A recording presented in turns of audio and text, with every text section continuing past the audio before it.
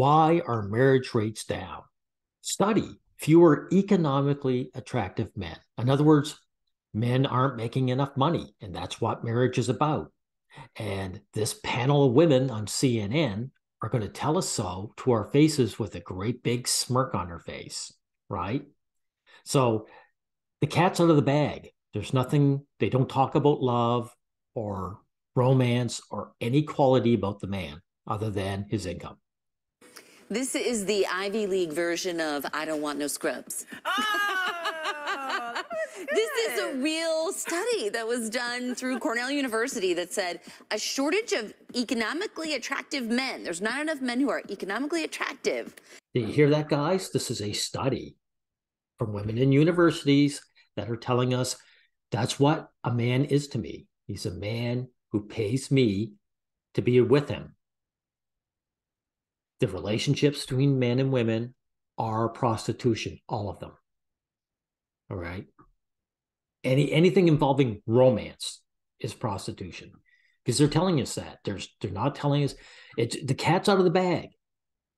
So don't bother coming to my comment section and saying not all, or it's only a part. This is the only thing that gets mentioned is the man's income. That may be one of the reasons why marriage is on the decline. Now, marriage is at its lowest in about 150 years in America. This is important too, that 150-year mark. What happened 150 years ago? That was when the Industrial Revolution got going strong. So once technology and life started getting easy enough, the women showed their true colors and said, we're not interested with being with you guys, because we never were. Women were never interested in being with men or having anything to do with him as a person. As soon as they're able to, they dumped us. Rate. Now, what do they mean by economically unattractive? They said it's somebody who either doesn't have a bachelor's degree, so that's prospects, or a stable job making $40,000 a year or more.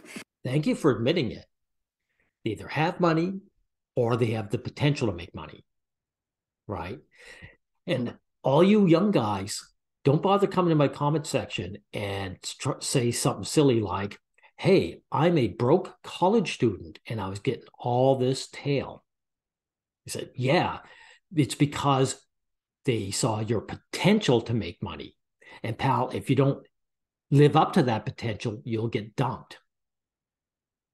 So forget about coming to my comment section with your fantasies. And they just came out and said, you make money, 40K a year or more. That's the qualities they're looking for, man. That's the quality, the only one. Your status. They said one reason might be education. The lead author said, this is a rough quote, many young men today have little to bring to the marriage bargain. And he talked. Yeah. Many young men today have very little to bring the marriage bargain, but they've only mentioned one thing, income. So again, men and women's relationships are based on prostitution. And this is to show you that the average woman is actually the enemy of the average guy. They've made the environment to universities hostile to men on purpose. So men aren't attracted to universities. And even the ones that go can be kicked out at a woman's word by Title IX, right? And then women are giving preferential seats to education as well as the workforce. So they do everything to damage a man's ability to gain status, and then they shit on men for not having status.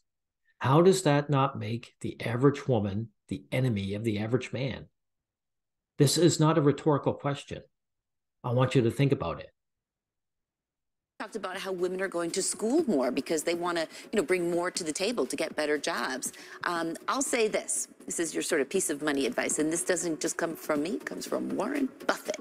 He says that the biggest, most powerful choice you will ever make in your life is choosing the right person for the right reasons. And that will make a big difference in your... Screw Warren Buffett, because Warren Buffett didn't choose anybody. His wives chose him, right? This is his second wife. He outlived the first one. He gained enough wealth that he was able to bribe a woman into his life, and when she passed away, he bribed another one who's much younger than him. I know she's an old lady here, but there's probably about 15 years difference, right? Warren Buffett didn't choose anyone.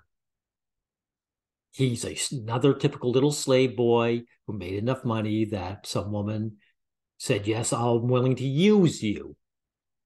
These women do not love Warren Buffett any more than any of these young guys who get chosen because they made enough money for the bribe. And notice the big smirk on their faces. You know, on a macro level, women are telling us the truth. So yes, on a private level, whenever you bring this up, women will gaslight you and lie to you, to your face. But it's too late. The cat is out of the bag. Women eventually, if they want to get what they want, have to be honest with what they want. And they're telling us, men. So they'll tell us openly what they actually want. And then when you get with them on a personal level, they want you to lie or believe their lies, right? Man, the ancients were right about the girls. Anyway, thank you, CNN, for admitting finally what women want from men, admitting what marriage is. Marriage is a slave collar for men, and it's an insult to men. Thank you for finally admitting it.